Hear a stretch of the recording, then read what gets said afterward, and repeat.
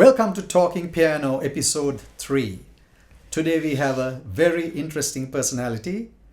He's a singer, he's a composer, he's a guitarist. He is the best entertainer in Sri Lanka. But he's so much more than that. And this is none other than Mr. Sunil Perera. Sunil, welcome to Talking Piano.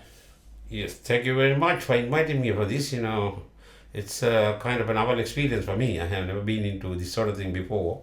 So thank you very much, Rukshan, for getting me on board for this one. Lovely. So we have so much to talk about, Sunil. You have been in the field for now 50 years with the Gypsies. And I know you were going to do a world tour of the Gypsies last year, which I think didn't happen because of the pandemic. This definitely, yeah. Do you have any other plans to celebrate your 50 years? We have been discussing about a virtual concert, but only thing is, I have been part of some of these virtual concerts where the other bands have done quite a bit. I have been involved in about 4 or 5 virtual concerts with different bands. But the thing is, I personally think that, since there is no audience, very hard to perform, right? Excitement is not there. It's not there, yeah. You're just performing to totally. That is true. I mean, in your case, very specially, because you're an entertainer, not just a singer. You entertain the audience and you need that feedback as well. That's not there, that's the only thing that, for you to sort of feel the audience or anything like that, or else you should have, even virtual, you should have some kind of an interaction. True.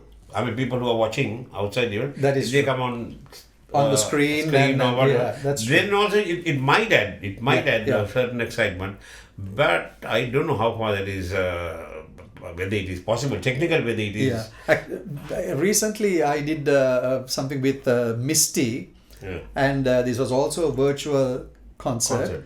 And this for Royal College, the dance. Yeah. And he was dancing away and singing away, and there was only the cameras in front.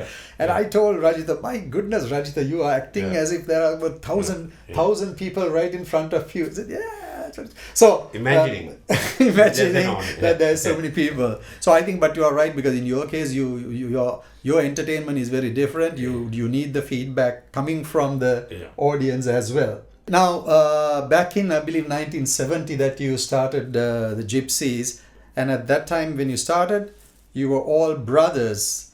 You, Nihal, Lal, Nimal, and then Neville, your cousin. Neville, my cousin, and uncle's son was also there.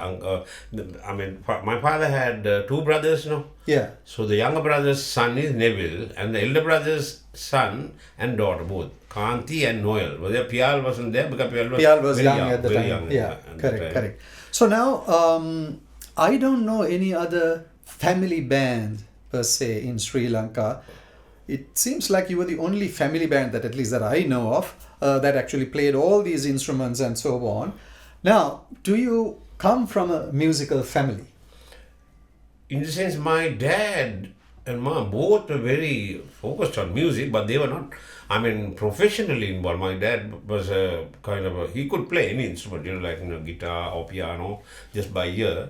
But your dad? Dad, yeah. Huh. But he had a violin also. They used to have parties for every occasion, and he just needs an occasion just to have a party, because they were just party animals. And my mom was also, they were into a lot of ballroom dancing. Yeah, I remember so that, every situation, any given chance, he just wants to party all the time.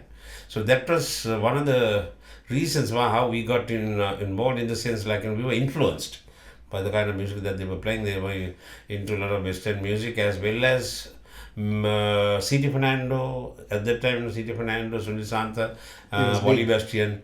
That was long before Clarence and them, when we were schooling, 60s, maybe like early 60s to mid 60s. Then came about the Clarence's music.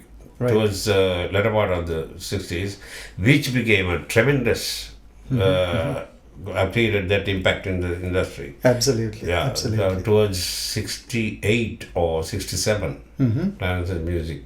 So that was one of the reasons why, though we were involved only in English music at the time, we were sort of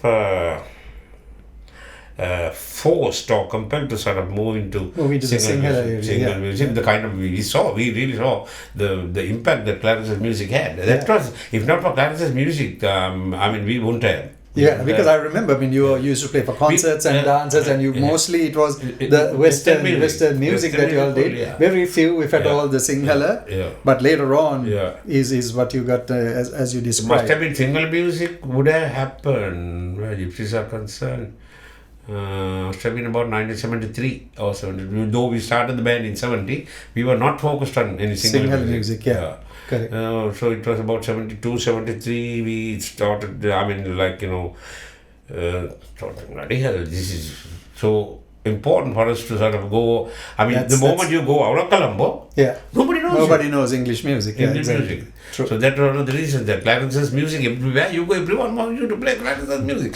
You play that song, all the Mongo Nen and all these songs are so popular with the Moonstones. Correct. And one particular song was Dilhani. I remember we were playing for a wedding in Moon. This guy, quite an old guy, compared to us, he got us to play Dilhani 5 times. Okay. 5 times. That was his favorite. I just told him, and just play it. Play it again, please. And that was the kind of impact, Dilhani was such a huge. I know. And after that, there was Dilhani stores, Dilhani furnitures, Dilhani. The name just became so popular at that point. And the thing about Clarence's music, which I found even today, Piala and I still discuss the simplicity of the music. Do you know there are only 2 chords? Dilhani 2 chords. Now, normally, as you know, the simplest song normally have 3 chords. Yeah, at least 3 chords. At least, right? If it's A, it's A, E, and D, right? That's This one has only, I think it was D, D and A. That's it. Could you believe it? I personally think that Clarence is a genius, and also I think that if I am to sort of categorize him I would say he's the John Lennon of Sri Lanka. Absolutely. John Lennon of Sri Lanka. Yes. What a marvelous melodies and the lyrics and everything. So this was something that I don't know. Then there were others involved. He was doing music for other people's lyrics also. But some of the songs that he, if you study the kind of songs that he had done over the years, it is amazing. Absolutely. And composing was nothing for him. It just takes 10 minutes to compose. You just tell him what you want, and then he'll compose in 10 minutes. That's it. That was him. So that was great. Yeah. Now, I also know that your father played a major role to give you all a hand and giving all the support that you all needed. How would you describe your father in your music life? But initially, when he knew that I was involved in music, focused in music in that direction, but he wanted me to, when we were schooling, right now, up to the time that I sat for O-levels, he was adamant that I should study. Of course, that's understandable. Parents of my era, in the sense, that at that time, all parents at that time, we thought that music is not a profession to sort of to go about, So, but after O-levels, I didn't have the proper results. He again forced me to sit for O-levels again privately and said, no, you have to do it, you have to become a doctor, this kind of thing. So I sat the second time also and didn't have the right results to proceed beyond O-levels. Right. Then he asked me, okay, what do you want to do? No, do you have, when you are a 16-year-old boy, do you have a plan? Exactly. You have no idea. I said, I don't know. You like me? I said, I like music. Okay, if you want to do music, do that with 100% commitment. I'll do everything for you from there on. Because he was a disciplinarian, right? He got To a the studio highest for level. us. Yeah. He got all the instruments for us. Yeah. Everything, and he backed us. And also the training, I think he gave you the voice training. Voice training, and also Joy Ferdinando was brought down. Joy Ferdinando used to arrange all these Western music and everything. Right. Then Winston Javadana came and taught me guitar. So if he was very, very sort of focused in that direction to give the proper training, proper grounding. Right. So I think if not for my dad, Gypsies, I mean, it wouldn't have happened. Wouldn't be there. Nah, Wouldn't be there. It wouldn't have happened. And also, like it is, even the name is his. Yeah, He's about to correct. He gave the name. Right? So I personally think that it's my dad, and Gypsies would be just a dream. I mean, it wouldn't have happened at all. True. If not right. I remember Aunt and Uncle, whenever we came to your house, he would sit in that his chair in the veranda and with a drink, and then he sees people going in and out and all that. I think that's probably where he got his creative ideas. I mean, he was a very creative person, not only music but in glucorasa and all that. The thing is, okay, at the time, the thing is like, only I was very, very focused on music, like playing the guitar. At that time, I played the English mandolin while in school. That was one of the first instruments that he got me. Before the guitar, he got me the English mandolin. I used to play English mandolin. After that, but all the others are not doing any music. He got all the others. No. You play drums, you play keyboards. So that's a his decision to sort of put and he gave the training for everybody to play. No, they were not focused on only I was a little bit concerned about, focused in playing drums. The others were just sort of, no, you're playing bass. Nihal, I remember Nihal playing solos, and he said as it was really good. It was Tata who did all that. Absolutely. That we decided that we got together and we started forming a band, and okay, let's do something. You play guitar. He's been sent for classes or whatever. No, it was Dad. My Tata did everything. Correct. If not for my dad, everything. Nothing would have been there. And also, I believe you all had to come there at a certain time. 9 o'clock at the studio. That's where you start practicing. Then we have lunch break. Yeah. Then again, the evening also we had to practice at 4:30. Then only we are off. Like a normal day-to-day job, We had to practice just like that. And Joy Ferdinand used to sort of write music and everything, and got us to play keyboards, everything. He used to arrange all these, even popular music that was, we want to sort of go on, whatever dances or thing that you maybe have to play popular music at that time. Right. That was mainly on, Radio Ceylon was playing a lot of British pop, not American. Nah? We had a lot of British pop in the 60s, 70s also.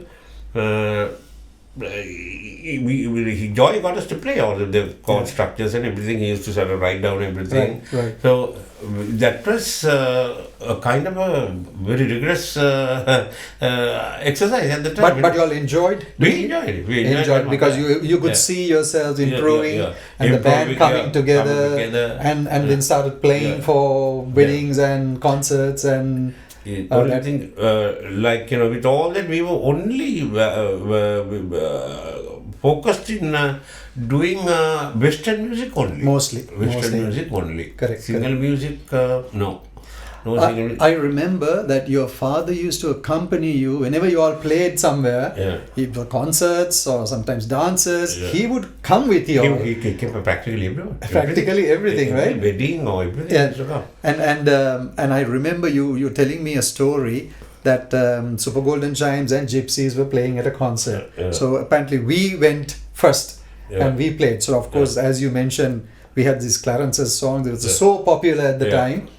And then Clarence also loved to add these English songs into our repertoire, even for concerts. So we did Bohemian Rhapsody. We were doing Jesus Christ Superstar. These are so-called difficult songs to do. Super Golden Chimes are doing so. I remember you telling me this story. So now we are playing, and then you are sort of watching us But you get nervous as well. You're very nervous. And then your father is somehow, now he realizes that you all are nervous and somehow console you. Are they playing, man? You all can do such. He used to just come around and say he knew that, you're bloody nervous to get on stage now when they were playing. Yeah. He comes and the sound is really awful today. What's wrong? I don't see anything wrong with the sound. It's very good. But he used to just to give us some confidence. Confidence that you all can do. And in fact, I remember you saying that then you all go and play and then you all step down and then you say, fantastic! You did a superb job. You'll give a run to. By Monday, he will say, that you have the postmortem now. Yeah. All the mistakes that he did. No, you should have done that. This is not the way. You should have said something to this effect. So looking at that, I mean, he knew even psychology as to how to support you and make you feel. Give the confidence that you all needed, even though he didn't. I don't think he studied psychology. No, but he knew. He knew that we were very, very worried when the other band is playing, and we were nervous, and we knew that they were playing these songs, and he used to just come and say that we were very much better than the other band that played there. They just to at that moment. But by Monday, when we all gather again, now this happens on Saturday or Friday, no. Monday, he says, no, it's all wrong. You said something with this effect. You didn't announce it properly. You should have said that. He got Vijay also to sort of, train me rather more than the others, because I was the front line man. So even how to speak on stage, like, what to say after each song. I mean, he knew the repertoire. I mean, what to say between songs, Right. Like everything was given. Everything, if not for him, And I was a very shy guy, I was never able to sort of speak on stage. But my goodness, Sunil Perera was a shy guy at that time, during that time. But after all this, energy from Tata, that strengthening was very important at that growing. Absolutely, time. I think he did a marvelous job really creating Gypsies and really supporting and get to where you are today. Yeah. One of the songs that you did at the very beginning for the first album. Yeah.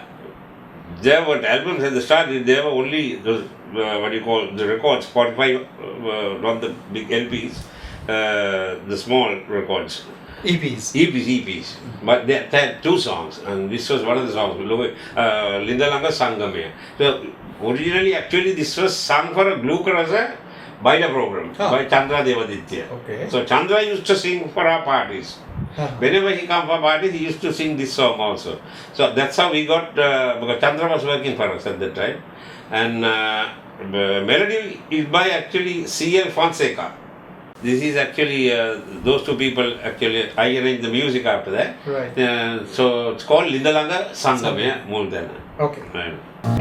උදේ සවස මුණගැසෙන්න මුකුළු පාණ්ඩ ගමේ ගොඩේ සිදුවන හැම දේ දැනගන්න ඔය උමරි පාන කොමල කරන අඟනුන් සැම දෙන රැස් වෙන ලිඳ ළඟ සංගමය මුල් දෙන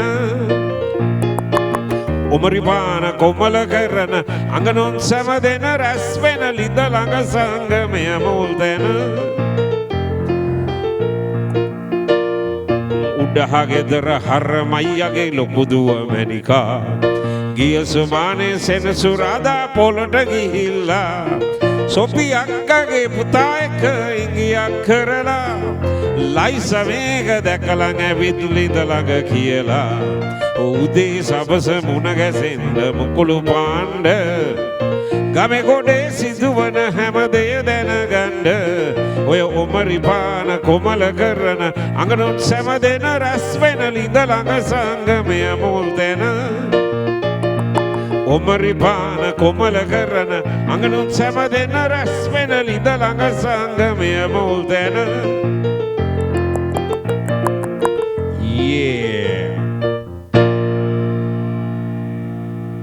So Sunil, if I look at your songs, most of the songs, almost all of the songs, you have very catchy song titles maybe it's just a simple thing like Lunudehi or Pitikotapang None. You know, very, very catchy ones. I wanted, humor also on a lot of. That's precisely what it is. One of the things which I thought I might be able to sort of deliver it better. Better. That's the reason that you. Let's say one of the songs that I really like of Clarence is, let's say, Sing Along the Tuamataka. I can sing the song. Yeah. But, you know, I know I won't have that appeal. Feeling. I can sing the song, feel and everything. It's not funny, you know. Okay. That song is True. particular artist. Every artist has an identity, you know. True. So my identity was, which I wanted to sort of also project, was like, you know, a little bit of humor in songs and on stage, which is very important when you are an entertainer. And also, that's humor is a easy path to get through to the people. Right. And also you have acts on stage, so these songs are easy to act out on stage, whether it's Ojaye or even the recent one Kottamalli. It's all about these songs is about doing something on stage with some crowd, you know. Correct. Which is which adds to the song. It adds to the, like, you know, a video does a lot. I mean, doesn't mean to say that without a video, song wouldn't become a hit. But during Clarence's time and that they didn't have videos for a single song. Correct. But people were very focused at the time. Yeah. And people knew every song that was in the market at the time. Right. So, but if there were videos during then, there would have been so many videos doing Clarence. Absolutely, absolutely. But didn't have videos, no. But today, like, you know, everyone wants to not just put out a song, but everyone wants to sort of do a video as well. Yeah. Because I think those days we didn't, as you said, there were no videos. So the song was so important at that time. Now it's not, the song is insufficient. I mean, you really need to see something nice as much as the song. So that is, I think, definitely. But this is your unique style anyway. I mean, you know, you can deliver these songs. I might be able to do justice to a song that's humor based. And with an act. Even Uncle Johnson and all those songs had a little bit of humor, no? Right. But then even the song I got these people involved, Vinod Samya. I was very, very, a fan of theirs. Vinod Samya, Annesley, Bertie, Samuel. I somehow wanted them on a song, so that was the song that we did in 1982. Dana Varadhi Karna Password Passita, Dana Varadhi Karna, Himakala, Nidazat, Kianda Karudino. That song was mainly because of, honestly, now today when you look at that song, it's a kind of a political thing. Line in that. Password Vasikarna, Nidazat, Kianda Karudino, Natna Hadalagero. But during 82, I didn't have any focus on any politics or anything like that. But it was, we did a video also on that. Oh, I see. Honestly, Samuel and Bertie. Okay. Yeah, so that's how the humor was so, I was focused on, even during school time. So these programs like, Vinod Samya, I used to sort of watch all these programs. So that was one of the reasons, they had some on radio. Right, radio, those days. You get influenced by all these things, by watching all these things. So that, I guess, one of the reasons why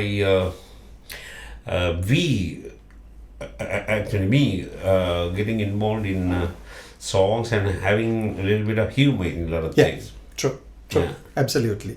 So talking of these songs and talking of these very entertaining titles and so on that you did, can you describe how you get your ideas? What inspires you to get these ideas? Is it like because you were one day you were eating lunch with Lunudehi and you tasted it, wow, this is great, and that inspired you to write? Is it something like that? No, actually, Lunudehi thing, this, what do you call, we got these dresses now. What do you call that? Olubakka, right. I was, during Vesak time, one guy was wearing this Olubakka thing and he was dancing. There was a huge crowd just watching. I was just wondering, what the hell? Somebody's just dancing with a kind of a huge, what do you call that, mask or whatever, where he said, hey, big crowd is watching. I thought this is a good thing. Without, and for some recorded music, you are just dancing on stage and everybody's glued to the dinner, everyone is watching. Vesak and all that you can see. This might be good idea. We should do something like this. Then we saw, have you seen Michelin Papa? No, that I Michelin Papa. yeah. The for the tires. yeah. That also something that people are very focused. Whenever you see Michelin Papa, I mean, you see your paper, newspaper, you first saw the advertisements. Right. But later on, this Michelin Papa used to dress up like that, and people used to, this for advertising purposes, they used to bring him for a lot of events. Okay. That was the people had a lot of focus in that kind of thing. That was one of the reasons why we thought, we have to do a song with this kind of thing, where then to create Lunu Dehi thing came from Peter Lawford and Samuel Davis Jr. That they had a thing called Salt and Pepper, US Act. Okay. Salt and Pepper. Salt and Pepper, yeah. Peter Lawford and I think Sammy Davis. All right. Peter Lawford and Sammy Davis Jr. They did that Salt and Pepper. They were known as Salt and Pepper in that particular act. So I said, Salt and Pepper. Lunu Gambit. Lunu Dehi might be a better thing for Sri Lankan idiom. So we didn't use Lunu Gambit. Pepper is Gambit is no. Instead of Gambit, Lunu Dehi. We call it Lunu Dehi, and it is also a delicacy here for, when you're taking rice and curry. Absolutely. So this idea about Lunu Dehi thing basically first started from there, but Peter Lawford and Sammy Davis thing about salt and pepper thing. Okay, so that's how this Lunu Dehi thing came about. And Uncle Johnson was in the same album. That also came about because at that time this rap music was gaining a lot of ground. Okay. In the US, rap music was that was the time. Big. This was in 1987. 1987. So I wanted to do a single rap song. But now the rap music has improved. But that initially that Uncle Johnson thing was just like a rap, it's about an incident at a party. Right. Probably the first rap in Sri Lanka, right? Yeah. Probably the first rap. Before that there was, nobody knew that it was a rap. Eddie Jaman did Kolumpuresia. That was something similar to a rap. So, but this is little beyond the normal Kolumpuresia. But we never expected the Uncle Johnson to be a hit, but the little children started liking Uncle Johnson more than Uncle Johnson. True. Probably that didn't have any melody, that nobody can sing that, just a thing that you utter. Right. All this, it's a kind of a situation that you say in that song. Correct. But little ones became very focused. Focus on this. And that's all. So going back to composing a song, when you get these ideas, do you write the lyrics first? Do you write the tune first, or is both come together? Sometimes both come together. Start with a line. We start with the line, and then expand on that. Yeah. I just write the basic thing. Okay, we try to improve this. Basic thing is always, I write it down, basic thing. Right. What idea the song should be. Correct. Because you give it to a normal writer, write a song, he would never do it. Yeah. Never do it. Nobody would come and say, hey, I've written a song, man. Yeah, Uncle John. No, it has to happen. It has to happen. At least the basic few lines to be written. Then only you could improve on them. In fact, when I write songs also, a line or two comes to mind with the tune. With the tune. The lyrics and only that two lines, right? And then I elaborate on that. Exactly. So that's how I do. So that's I like to. Okay, so basic thing you have to jot it down. Basic thing has to be written, at least two lines. Yeah. And you have to write. And then you can improve on it. Yeah. So Sunil, being in the industry for 50 years, you have seen different styles of music, different musicians coming and going, bands forming and breaking up. You have seen it all for 50 years. Is there a particular period that you think, or for you personally, that you love the best? Or you can say, oh, this time, this period, or this decade was incredible for you because there were good songs, or because you were able to, for whatever the reason. Is there any particular period that 70s, 72, 80, I thought that we were very young at the time also, and the thing is that was the time that pop music was in the radio. Vijay Gora did a lot on radio, English radio. Correct. Just music. Correct. They had this Surya pop thing. It all happened in the 70s, 70s to about 80s. But as far as being on the road, like doing concerts and everything, I thought from about 1978 to 2000, we were right along on doing all outdoor concerts. Okay. But you enjoyed that? Enjoyed doing concerts Right. and all that. Right. But the excitement-wise, where everybody was very focused on Sinhala pop, at that time the songs were like, pop thing was really, coming up, Yeah. And people were very focused and everything. That was the 70s era. The 70s was I think, with regard to some of the music people still listen to. Some of the music, the best music, I think Clarence's music was really, very Up there. strong, up there. Mm-hmm. So that was the 70s.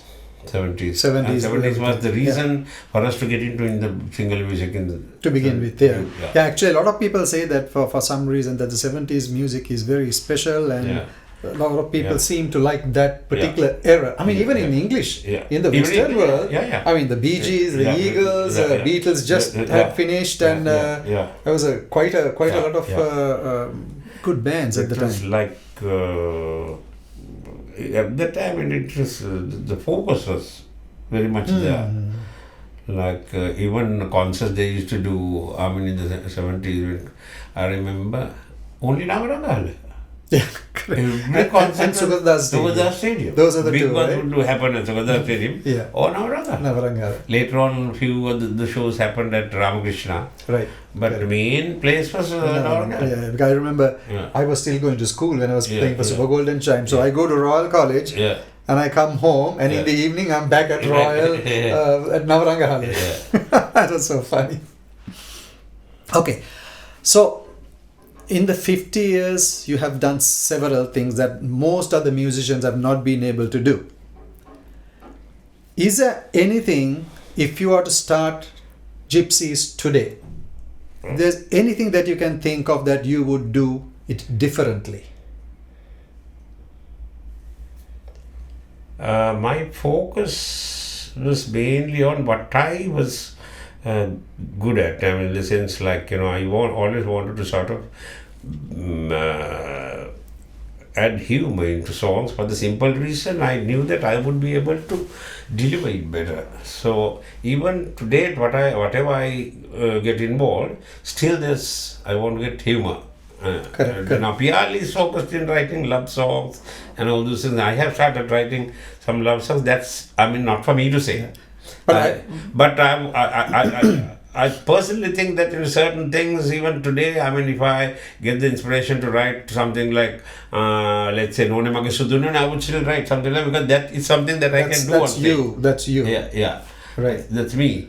But I really love all these love songs which came out in the 80s, and even Clarence's Sinolog Dutua Matakai was recorded in our studio. That was my first recording there. Really? When I joined the band. That was recorded there. Gypsies. Sinolog Dutua Matakai, there were 4 songs. Penna Bubulai or something like that. And had Mangalam also in the same. I can't Vijay Kore is the one who did. There were 4 songs. Daya is the one who recorded. Right. Daya, Daya, no? Yeah. So I really still love all these songs. But the thing is, my identity wouldn't let me do certain songs, even some of the love songs which I do, Badutue, Muldine, and all that. People still, I said, I did it at that time. I recorded 3 love songs, Badutue, Muldine, and Nilupul Sumandura, and Ma Satutin Baba Batavan, 3 songs. But I said I hardly sing except for weddings. I still sing because it's not me. Yeah. It's not me. Correct. It's not me. So bottom line, I think what you have done, you have come to the peak, and you can't even think of anything that you would do differently because you feel that you have done the correct thing or the right thing. The thing that I'm good at. Exactly. Everyone wants to do something that you're good at now. Yeah. So I don't think I would do justice to a love song. I mean, in the sense even if it's a very good love song, somebody else might have much better. Create a much better impact than me for the simple reason. Every artist has an identity, right? You get Milton. Most of these artists, they probably they're able to sing any song. If Milton says Uncle Johnson, it won't come back. No, that's not his identity. It's like that. It's like that. True. So I mean, even if it's a good song, very good, let's say Scene of the Door, fabulous song, right? But it won't be. I won't be me. Like it's not me. That song. That song is not for me. Yeah. So like that. Some of the songs that Gypsies did. I thought every thing where humor is concerned, I always wanted to have humor for the simple reason I knew that I might be able to sort of get through to the audience. Yeah. Bigger way. Excellent. Now we're taking you back to your school days. You have been coming first in class for a long time. Can you tell us the story? The story, that's the story where my father went wrong with regard to my... Okay. St. Peter's had a system where they had grade 6 and grade 7. Those 2 years, when I was in grade 6 and grade 7.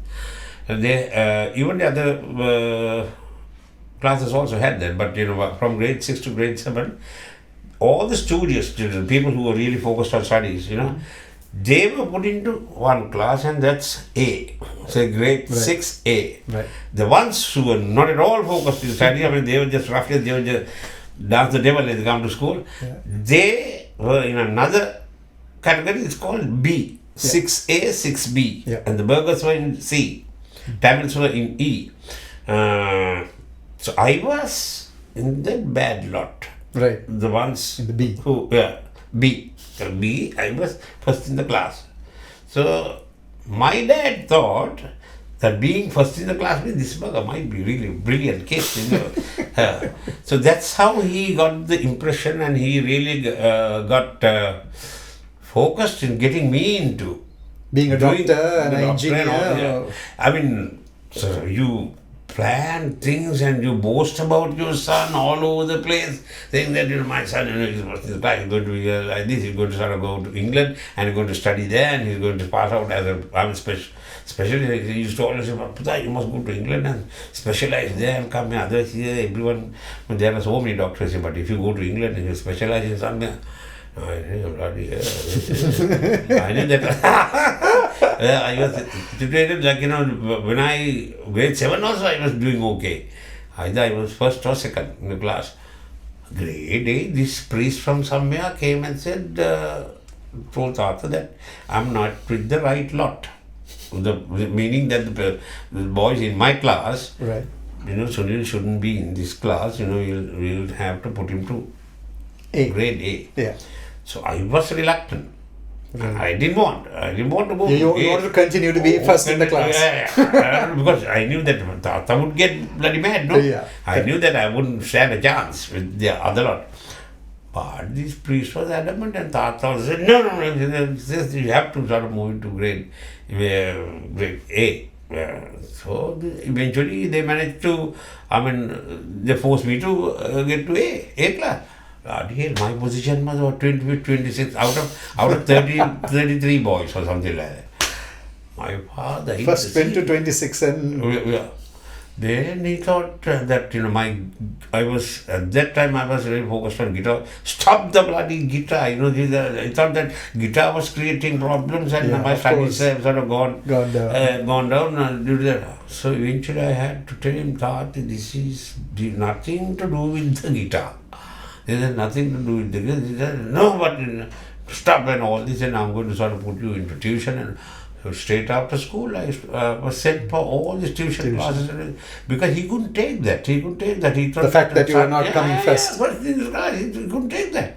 And he has already sort of boasted to all relatives now that this one is a brilliant guy. He's one of the guy. So, what to do? That was it. I mean, in the sense, then you were blackguard in the school. Your bloody school, I don't take bloody system, that is. I said, that's the way that it has been right along, it has like that. No, but that shouldn't be the case. Shouldn't be the case, That shouldn't be the case. But it eventually, like, he had to sort of take what it was like, had I got O-levels also, I got 4 credits, After 4 credits, father said, no, because I had only one science subject. Okay. You need a credit 2, for right? chemistry. You need to have at least 2 science subjects to sort of continue, go beyond that. Correct. So the Raj came and spoke to the person concerned, I mean the priest. He said, no way, there are other children who have got better results. Then Raj said, no, I'll make sure that I'll be behind him all the time. I'll sort of put him to please allow him to sort of go into high grade, Right. No way I can let your son sort of continue.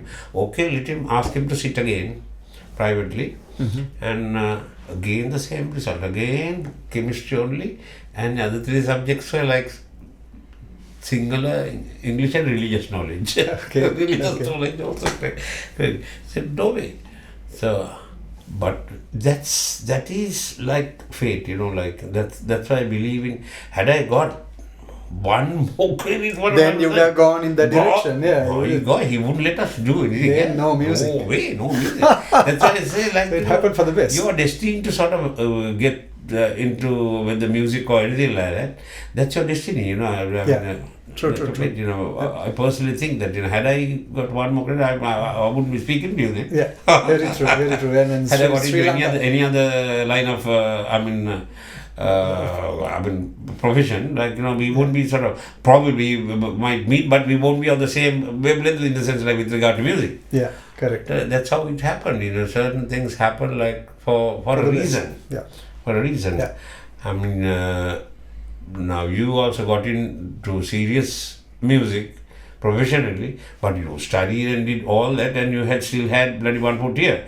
But eventually, whatever the job that you had done, eventually your focus on music was far greater to all the jobs, isn't it? Far greater. Yeah, love for music. You can't take that away. You can't take that away.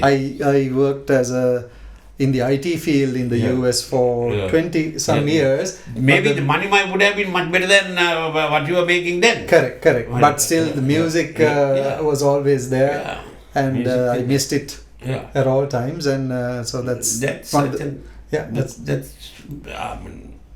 fate. You are sort of destined to sort of get somewhere. Whether you like it or not, that's what you get. A lot of things in life, in my life, like with regard to marriage or anything like that, what has to happen would happen. Nobody can stop that, That's what I believe. What I believe is like, whether it's for good or bad, certain things would happen. Yeah, true. Certain things would happen. Absolutely.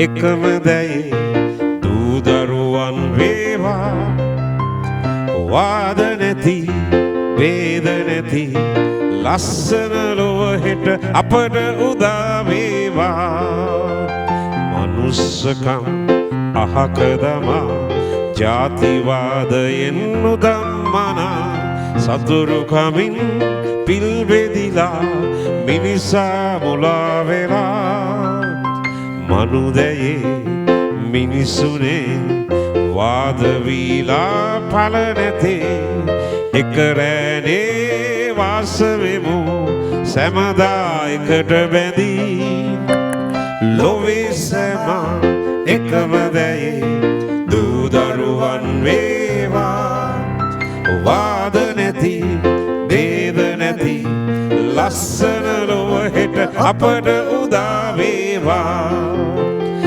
ලස්සන ලොව හෙට අපට උදා වේවා ලස්සන ලොව හෙට අපට උදා වේවා.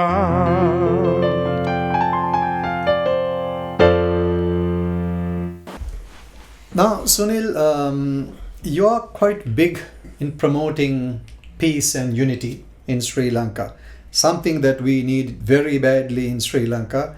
In fact, I myself have written one Sinhala song that's for the children and 3 English songs all about peace and unity, promoting peace and unity. You wrote this Lobe land, Sama. Lobe Sama, and this land belongs to you. It became very, very popular back then. Any particular reason that you wrote that? As you get older, you try to realize a lot of things. I was trying to, even to date, I feel very sad about the situation in Sri Lanka. I personally think when you were young, when you were sort of starting music like 1970 or for that matter even the 80s, you don't have that kind of feeling about think about the country or think about how you, no, it's much later on. It gets into your system and see where it is wrong and why it has gone wrong and why is Sri Lanka like this. It's because none of the leaders from 1948 we gained independence to date, 73 years in independence, none of the leaders addressed the nation to date as this is one country, one people. That should be the theme. True. No, they addressed only one particular segment of Sri Lanka as the people of Sri Lanka. They should hold all the highest positions and everything. That is Sinhala Buddhism. Right. But Tamils were taken off after that thing, official thing with regard to Sinhala language in 1956. And Banana made Sinhala official language. Had he made Sinhala and Tamil official language, he probably wouldn't have had this issues. All people should be recognized. Exactly. This is what I feel. All people, that love factor towards everyone, that love factor towards Muslims, towards Tamils. There may be some few extremists. So there are so many. There are so many extremists even in the Sinhala crowd now. Absolutely. Every race, every religion, you have the extremists. All these, I mean, ethnic groups, they would have had all these extremists. Extremism is there, but all are not extremists like that. Exactly. Just because few Muslims went and planted a bomb in that Easter bombing, few places, doesn't mean to say all the Muslims are terrorists. Absolutely. The same way the Tamils, just because certain Tamils saw it, that also happened after 56. If we were taught Tamil in school, it would have been a lovely thing. Exactly. It would have been a lovely thing. Even today, I am unable to sing a Tamil song now because I don't know the meaning now. I still sing jingles and all that in that. But this country, if somebody enters us even tomorrow, this country belongs to all. If you could feel that, that love factor that has deteriorated to a great level, and the hatred that has escalated to a high level, and today even the clergy, mainly Buddhist clergy, they hate Tamils. Not all, there was very good Buddhist priests at the same time. And some of them still come and visit me also. There is very good Buddhist clergy. At the same time, there are real like fanatics. They particularly think that this country only belongs to one single Buddhist only. And if it's a leader, it has to be a single Buddhist. Right. Even if it's a single Christian, even they don't like. That means they have hatred in them. So if they have that kind of hatred in them, how can they say that Buddha's thing when they go for bana or whatever, hatred, Biden or something, the hatred doesn't sit with hatred. So if they believe in that, they should be loving everyone. Right. They should be loving, get closer to them. I certainly think we must try and make an effort to get closer to them, get through to them, get, intermarriages going. That's the way how we could sort of, even a song, make them feel that, recently also when I came in a camp, somebody said, Sir, Mama, Tamil. I make a go Tamil living. No, Mama. No. That's a language that you speak. I say. That is just a language. That You're a Sri Lankan. You're a Sri Lankan. You're not a Tamil. Don't call yourself a Tamil. I'm not a Sinhalese. Sinhala is a language that I speak. I'm also a Sri Lankan. You're a Sri Lankan. Don't ever call yourself a Tamil. You're a Sri Lankan. So that Sri Lankan that's what's missing. That's what's missing. Yeah. Even today, even the leaders don't realize that as long as you have this kind of hatred towards somebody, this country will never progress. Yeah. Never progress. Because you have this thing, hatred. When you have that inside you, how can so? I spoke the same the sentiments were expressed in that song. Land belongs to you, and Lovis Emma. But somebody else did it. I said, no, these songs didn't do anything for the people. Probably they didn't get the message. Most is, there are very nice people, very good people who don't have anything in them with regard to whether you're a Tamil or a Muslim or a Hindu or anything. But most of the people who are in power, they also want to play to the gallery. Absolutely, they want to get their votes. No, right? they want to get their votes. Yeah. So by doing that, Sri Lanka is going to suffer. Sri Lanka is going to suffer. After 73 years, if somebody says, no, that is the way it should be. After 73 years of independence, we are in debt to the whole world. We are in debt to the whole world. And also our institutions, like you name it, anything like the Sri Lankan Airlines or Postal Department, Railway Department, everything is running at a severe loss. Is running into billions. So if you say that, no country, every Sri Lankan, if you ask, every youngster wants to get to another country. What is the meaning of that? Every youngster wants to get either to Australia, USA, any place. That is because they don't have that strength here. That will never happen to you. If you have that love, and I always say, it's a pathetic situation. Everyone wants to. Now they celebrate, somebody said, out of 365 days, one day they celebrate, that is 4th of February, they celebrate as the day of independence, 4th of February, just one day. The other 364 days, you are thinking of how to get to a country where the Suddhas are. Absolutely right. Now, to that in that context, at the Rotary Club, I started this project to teach ethics and values to children through video animated songs. I would like to get you involved in that as well. Jaffna, there is a Rotary Club, the Trincomalee, they're all there. So they're all doing that. So this is a project to teach ethics and values because we know that perhaps we cannot change the adults. So we going to the next generation. That's where we are teaching. Not only to respect other races, other religions, respect your parents and elders, be kind to others, love others, also say thank you when somebody does something. Say sorry when somebody makes a mistake. Say please when say please, exactly. So all those things we are teaching them through songs. So now this is the kind of thing that I'm wearing now. This is all the religious symbols. Okay. Cross is Dhamma Chakra, Buddhist, then Hindu, Muslim, Jewish, everything is there. I thought that when I wear only big cross like that, certain people might think that I am a Christian extremist kind of thing. Like, I'm trying to project Christianity or whatever. Okay. So I thought, best is, I got this from, this was designed by Sai Baba. Sai Baba's. And they had this thing and I got it made. There was a picture of this. And, I see. So I think you have to go about respecting and also giving that love. I mean, reaching out to, it doesn't matter as long as you try to sort of show that love towards because I don't know what you call that in English. So, save the animals. Save the animal, May collect money and somehow buy the animal so that it's not sent to the slaughterhouse, it's being saved. So you love that animal, but if you hate Muslims and if you hate Tamils, it doesn't serve any purpose. You love that, but you hate your own kind now. Exactly. You hate your own kind. People, Exactly. these are all human beings. Yeah. All humans. So love human beings and for whatever they are worth. Yeah. We are all one. At least if these leaders realize and if they come out with one slogan, one people, one country. Yeah. One people, one country. We are all in one community. If that is understood, Yeah. you don't have problems. Absolutely.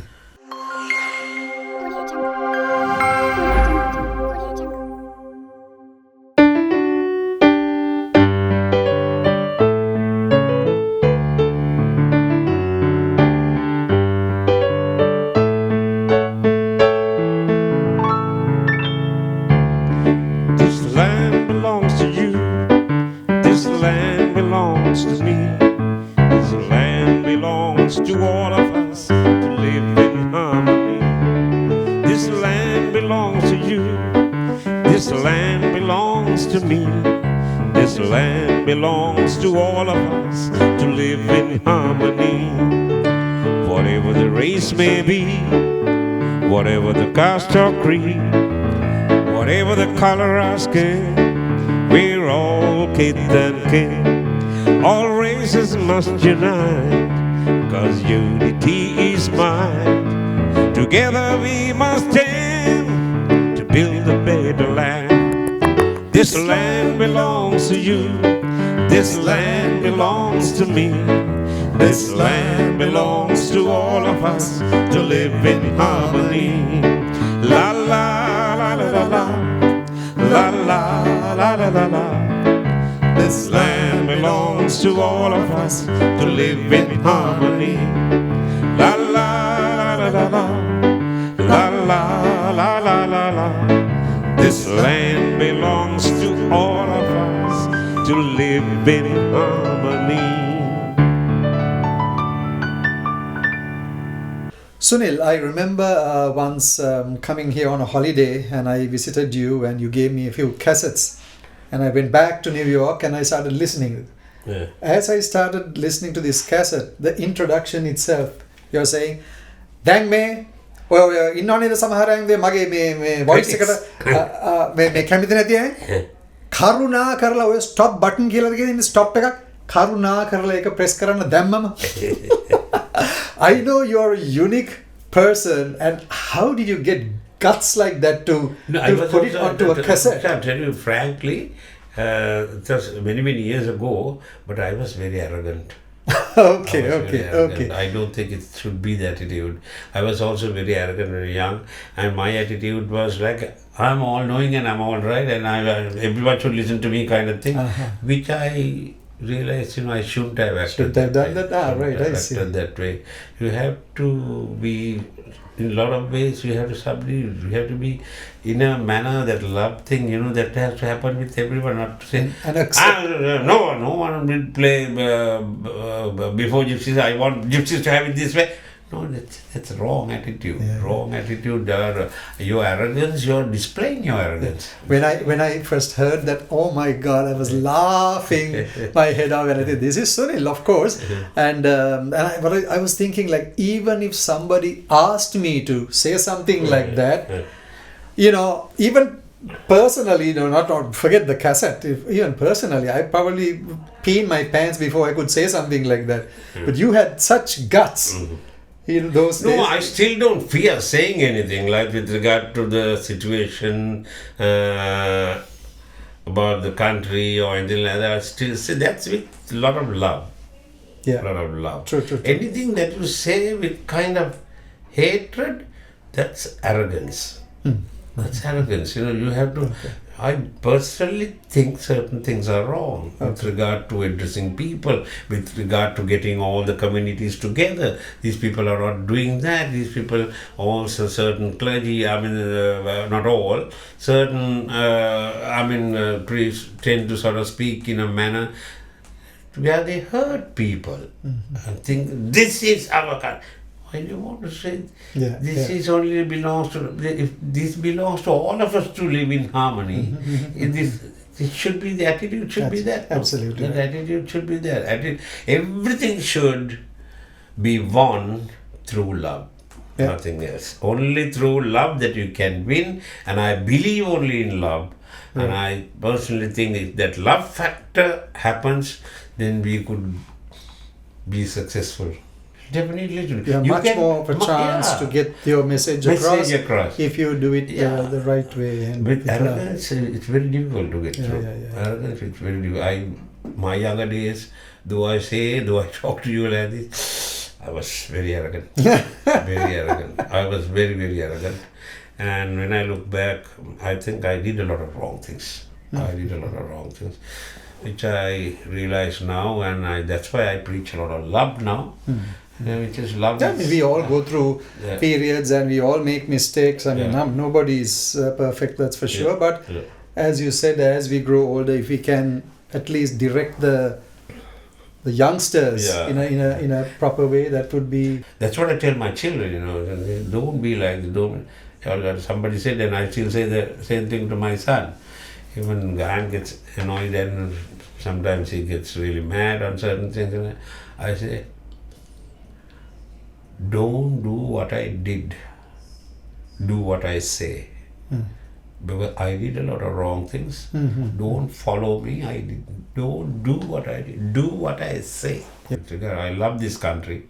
I want this country to come right. I want these leaders who come into power to create proper systems for this country. What we don't have is systems. Everywhere in the world, what they have, whether it's US or Australia or New, they have systems. Nobody breaks that system. Everyone follows the system. Have a system. The system, just because he's a well-known politician, he comes in, that shouldn't be the case. That system should be followed at all times.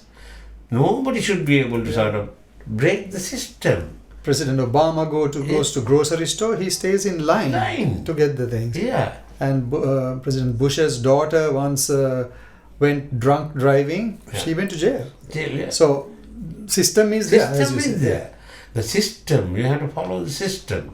So let's hope that, let's be on a positive note, that at least something good someday eventually soon, not later, but soon it would sort of turn around, and let's hope that something good will come about. Good. Sunil, let's talk about how we back in the 70s did music or listened to music, how we got our parts and so on, and how today's musicians have YouTube, the DVD players, Google. You want to find out how a particular solo is played, it's written note by note on Google, and it'll show on YouTube note by note. It'll show you the fingering and everything will be shown, right? Back in the days, I remember when I started playing Santana, I had only a ukulele and I only heard the radio. From the radio, I hear this Black Magic Woman being played and I take the parts as the radio plays it. So I take part of it. Now I wait for the next time for it to play so that I take the next section and the next section. This is how we did. So today's musicians, it's a blessing. The fact that they have So if there's any advice that you can give the younger musicians, what would that be? Well, I'll put it to you in a very easy manner to understand that, It's good to have a guitar tuner, but learn to tune it without the tune also. Which is what we did those days. It's good to have a guitar tuner, but if the guitar tuner, put the guitar tuner aside, just tune the guitar. Give me the guitar, I'll tune the guitar. If you want to sort of me to tune to a keyboard, just give me one note on the keyboard. After that, I'll tune all the other 5 strings. Right? It's good to know all these technological things. At the same time, it's good to now and again listen to it and sort of get your parts on your own if you consult. Then we have gone one step further. Now today, that advantage is there, and as a result, you have some amazing musicians now, young musicians. They're very good, amazing musicians. And very talented, good singers, good instrumentalists. They are very good, and the technique, they have mastered on this YouTube and all that. Yeah, absolutely. It's so there are these younger musicians who take the opportunity to learn from YouTube and wherever else. So and they do extremely well, as you said. Very talented. Yeah, very talented young musicians who are very focused on sort of learning things on YouTube. It's good. YouTube is a very good thing for you to learn. I mean, of course, I'm not from this present era due to that reason. But I told my brother, I still like to watch some of these programs on guitar playing and all that, because that will sort of still might inspire you to do certain things which you didn't know all these years. Because sometimes learning through YouTube is also important. That's also important.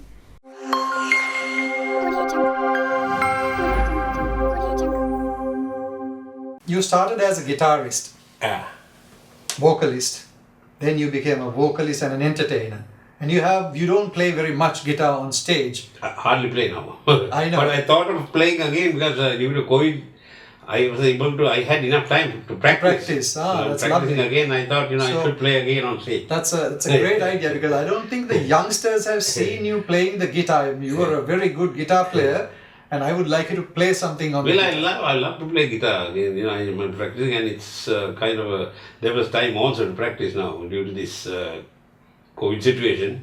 Right. So it's, I'm really again sort of energized to play the guitar again. Super.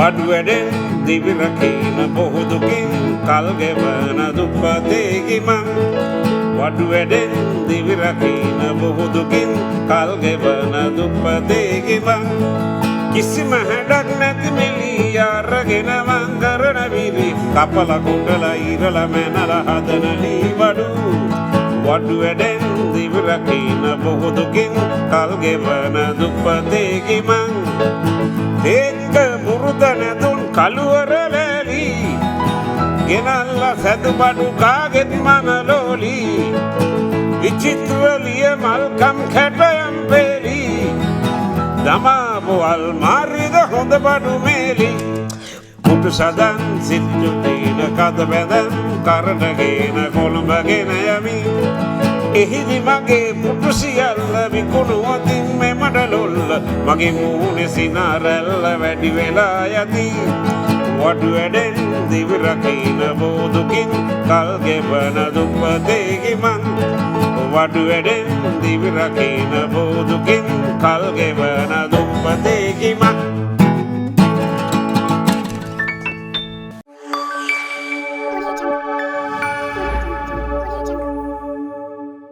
So Sunil, you are obviously a one-of-a-kind musician and an entertainer, and I am so proud and honored to have known you almost for 50 years, or very close to 50 years. Yeah. I remember coming and playing cricket at your you had the garden at that time, and lovely garden, and then we used to play cricket. Now it's of course the Toyota this thing. So it was nice experiences that we have had. I have learned so much from you as well, and I would like to thank you very, very much for coming here and joining me for this program, Talking Piano. Thank you very much. Well, I must tell you that I've been sort of looking forward for this program for the simple reason I told you what kind of things that I want to touch on the program, and it's about love and getting all communities together, and through love, how we could, even music, how we could sort of get that across, and if we could sort of do something and sort of change the attitudes of certain people and to sort of create that atmosphere overall in the society. I think you're in the Rotary Club, so with that also you all are doing a lot of work with regard to that aspect of it. So I hope that something good will eventually get into these people who are the idea of thinking that we that egoistic way. So let us all hope and pray that that's what we sort of the whole program is about, on love factor, which I wanted to sort of highlight. Let's hope that this message would get through to people. Yeah. Thank you very much for inviting me, and thank you very much for being known to you for the last almost 50 years. Little after Gypsies started, I think we came to know each other. Correct. So it's a wonderful thing. I think it's a wonderful thing, and thank you very much for inviting me on this show. Thank you, and hope all of you enjoyed today Talking Piano episode 3 with Mr. Sunil Perera. We'll see you next month.